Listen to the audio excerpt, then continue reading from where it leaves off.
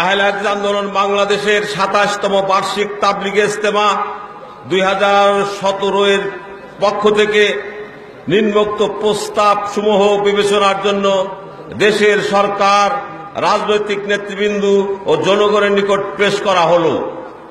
যখন প্রস্তাবগুলো পেশ করব, সবাই দুই হাত তুলে সমর্থন করবেন এবং আপনাদের এই সমর্থন যেন সরকার বিবেচনা করে সে বিষয়ে আপনারা জোরালো দাবি তুলবেন। ১ নম্বর প্রস্তাব, পবিত্র কোরআন ও সহিহ হাদিসের আলোকে দেশের আইন ও শাসন ব্যবস্থা ঢেলে সাজাতে হবে এবং মানুষের রক্ত শোষা সুদভিত্তিক পুঁজিবাদী অর্থ ব্যবস্থা বাতিল করে অনতিবিলম্বে ইসলামী অর্থ ব্যবস্থা চালু করতে হবে। ২, হিংসা ও প্রতিহিংসার রাজনীতি বন্ধ করে দল ও প্রার্থীবিহীন ইসলামী নেতৃত্ব ব্যবস্থা চালু করতে হবে। ৩, জঙ্গিবাদের বিশ্বাসগত ভ্রান্তি দূর করার জন্য শিক্ষার সর্বস্তরে সঠিক ইসলামী শিক্ষা ব্যবস্থা বাধ্যতামূলক করতে হবে। ৪, মূর্তিভাঙ্গা জাতি মুসলমানের দেশে সর্বোচ্চ আদালত প্রাঙ্গণে প্রাচীন গ্রিক দেবীর মূর্তি স্থাপন তাওহীদের বিরুদ্ধে শিরকের যুদ্ধ ঘোষণার শামিল। অতএব এ মূর্তি অতি দ্রুত অপসারণ করতে হবে।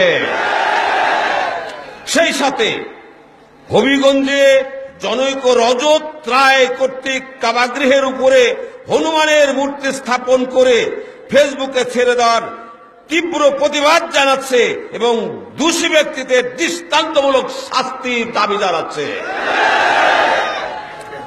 ৫, আহলে হাদিসদের বিরুদ্ধে বিশুদ্ধারণ বন্ধ করতে হবে এবং জঙ্গিবাদের মিথ্যা অপবাদ দিয়ে নির্দোষ ব্যক্তিদের গ্রেফতার করে জামিন না দেওয়া ও ইসলামী বই পুস্তককে জিহাদি বই বলে আখ্যায়িত করার অপতৎপরতা দ্রুত বন্ধ করতে হবে।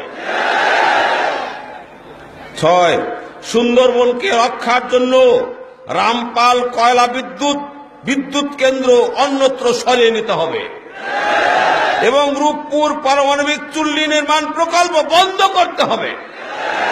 সেই সাথে শিল্পায়নের নামে বিদেশিদের শত শত একর জমি ইজারা দিয়ে ছোট্ট এই দেশটিকে অন্যদের করায়ত্ত করার সুযোগ না দেওয়ার আহ্বান জানাচ্ছি। ৭,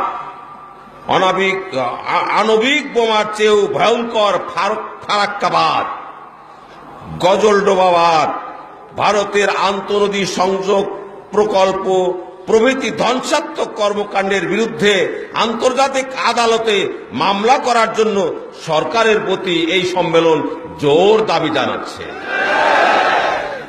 ৮, দলীয় সংকীর্ণতার ঊর্ধ্বে উঠে নিরপেক্ষভাবে দেশের সকল সেক্টরে মেধাবী ও যোগ্য ব্যক্তিদের নিযুক্ত করার আহ্বান জানাচ্ছে। সেই সাথে হিজাব ও নিকাবদারী পর্দানশীল ছাত্রী ও চাকরি প্রার্থীদের হয়রানির বিরুদ্ধে কঠোর পদক্ষেপের জন্য সরকারের প্রতি এই সম্মেলন আহ্বান জানাচ্ছে।